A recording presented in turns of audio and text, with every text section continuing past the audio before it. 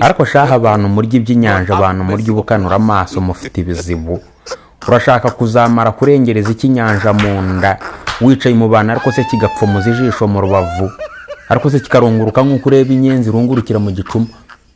Urashaka kurya ubukanura amaso bwashyika mu nda, se akakanura amaso kakajya gucunga wicaye mu bandi muri aho ngaho mwakoze akagombe muganira, ariko se kakagira gatya kagapfumuza amaso mu ibondo kakarunguruka.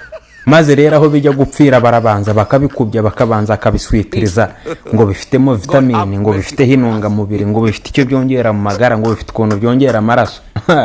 Ariko ushyira ikintu mu kanwa gifite amaso kireba ukakirengereza mu nda ukakimira, icyo kintu kikagera mu nda kikakongerera amaraso mu mubiri, ahubwo ko gishobora kuyagotomera kuko cyo kiba kireba, menya kiba kireba nk'uko ureba yatoki yajyagamo amanda 6.